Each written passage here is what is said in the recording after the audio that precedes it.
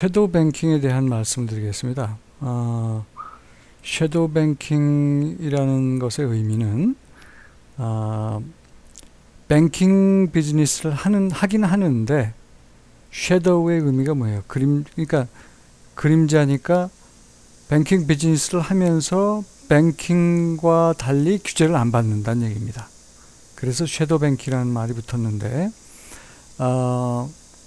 이 말은 모르겠어요. 크루그만이 먼저 썼다는 얘기도 있고 이코노미스트에서 나왔다는 얘기도 있고 여러 얘기가 있습니다만, 중요한 거는 이제 우리가 그 개념을 이해하는 것이니까요. 섀도우 뱅킹이 뭐다? 뱅킹은 뱅킹인데 기존의 뱅킹과는 달리 어둠 속에 있다. 즉 규제를 덜 받는다는 것의 그 의미고, 섀도우 뱅킹은 다음과 같은 특징이 있습니다. 하나는 이게 증권 유동화, 영어로 얘기하면 시큐타이제이션인데 증권 유동화와 밀접하게 관련이 있고, 두 번째 특징은 과거의 전통적인 은행이 예금자로부터 자금 조달을 하는 것에 비해서 이 섀도우 뱅킹은 예금자가 아니라 투자자로부터 자금 조달하는 것이다. 근데 예금자로부터 자금 조달하는 것을 통상 은행을 거치기 때문에 우리가 뱅크 파이낸스 또는 간접금융이라고 얘기를 하고요. 이렇게 투자자로부터 자금 조달이 되는 것은 시장으로부터 직접 자금 조달이 되기 때문에 직접금융 또는 마켓 파이낸스라고 얘기를 합니다. 이것이 두 번째 특징이에요. 그 다음에 이제 마지막으로 섀도우 뱅킹의 중요한 특징은 바로 장외 파생 상품이 이 섀도우 뱅킹 과정에서 많이 사용된다 하는 특징이 있습니다. 요것의 이해를 돕기 위해서 다음과 같은 그림을 보도록 할게요. 이제 전통적인 은행이다라고 하면 이제 이렇게 예금자로부터 전통적인 상호은행, 커머셜 뱅크라고 그러죠. 이 예금을 받아가지고 그것을 대출해주는 형태가 되고요. 만약에 예금자들이 갑자기 자기 예금한 돈을 가지고 나가면 어떻게 돼요? 그게 이제 은행사고, 뱅크런 같은 형태의 이제 은행사고가 되는데, 그럴 경우에는 이제 그 상업은행 같은 경우에 예금보험기구, 예금보험공사 우리나라 같으면, 그 다음에 중앙은행들이 이제 그런 경우를 대비해서 여러 가지 이제 보호를 할 수 있도록 보호장치가 되어 있죠.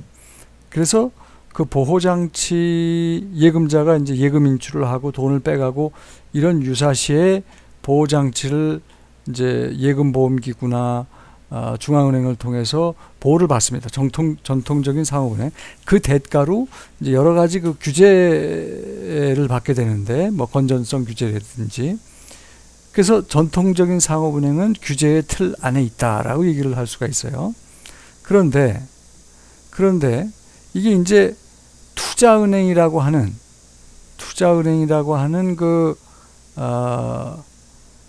말하자면 신식은행이 등장을 하면서 전통적인 상업은행의 역할이 이제 많이 바뀌게 됩니다. 투자은행이 이제 어떤 식의 역할을 하게 되냐면, 전통적인 형태의 상업은행이 주택담보대출을 이렇게 해주고 그 돈이 아까 예금자로부터 나왔다고 말씀을 드렸잖아요. 하지만 이 현대에 들어와서는 이 대출 채권을 투자은행에 팝니다. 그러면 투자은행은 우리가 인베스트먼트 뱅크라고 하기 때문에 지금 여기 IB로 표현이 됐죠. 이렇게 유사한 대출 채권, 1밀리언 대출금리 10%의 1밀리언짜리 모기지 대출 채권을 한 1000개를 이 상업은행 뿐만이 아니라 그 다른 상업은행으로부터 유사한 대출 채권, 유사한 모기지를 한 1000개 정도를 이렇게 사들여요. 그래가지고 이걸 가지고 별도의 자산 유동화 회사, 모기지 풀을 만듭니다.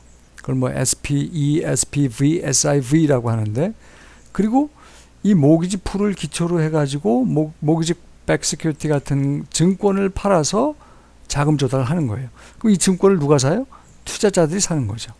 그래서 전통적으로는 어떻게 됩니까? 전통적으로는 상업은행의 예금자로부터 그 자금 조달이 돼가지고 대출 채권 모기지로 모기지 시장으로 만들어졌던 것이 이제는 자산 유동화 과정을 거치는 겁니다.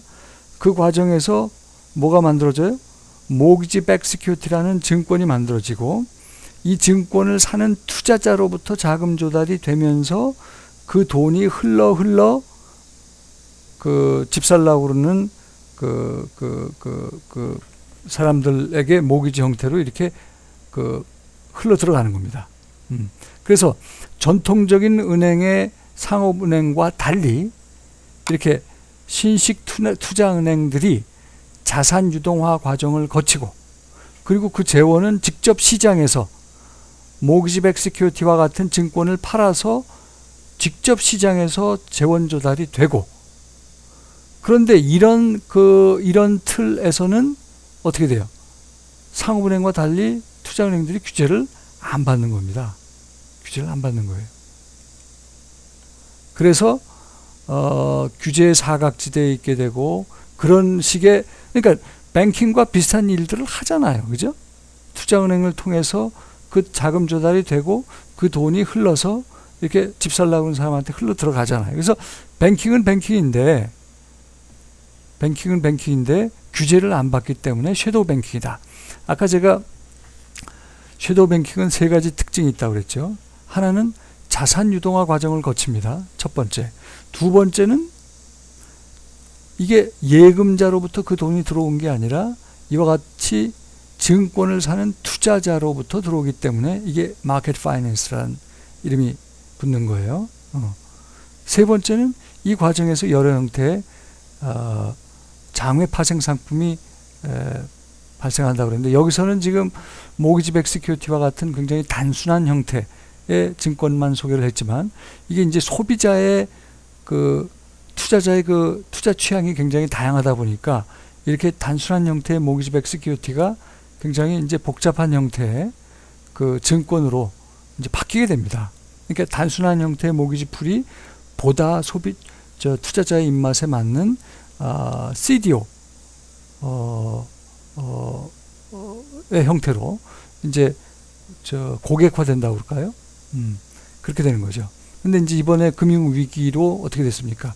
이렇게 서프라임 모기지 풀을 기초자산으로 해서 CDO를 만들면 이 CDO가 이제 뭐 시니어 등급도 있고 매치 등급도 있고 뭐 에코티 등급도 있고 이렇게 다양한 등급이 있는데 뭐 굉장히 아주 고객화된 CDO를 만들어도 기초자산이 모기지 풀이 서프라임 모기지면은 뭐 이런 CDO는 완전히 망가져 버리는 거죠.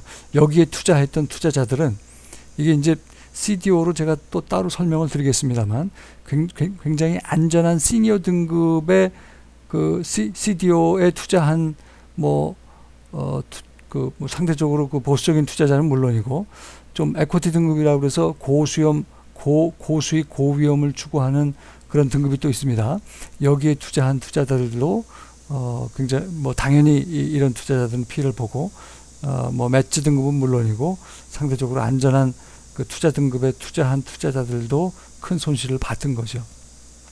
그림 하나만 더 소개를 하면은요. 이게 이제 미국의 경우인데 미국의 경우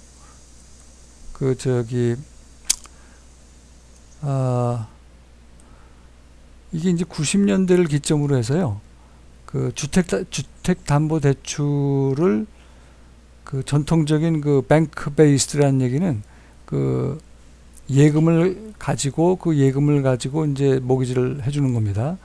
그 사이즈보다 90년대 들어와서는 여기 그림에서 보다시피 자산 유동화를 통해서 섀도우 뱅킹을 통해서 또는 MBS나 CDO나 이렇게 복잡한 파생 상품을 통해서 모기지로 흘러간 돈이 더 많다는 얘기입니다. 그래서 이런 트렌드가 이제 보다 심각해지다가 이제 문제를 일으키는 것이 바로 서프라임 모기지라고 볼 수 있죠. 예. 오늘 강의는 여기까지 하도록 하겠습니다.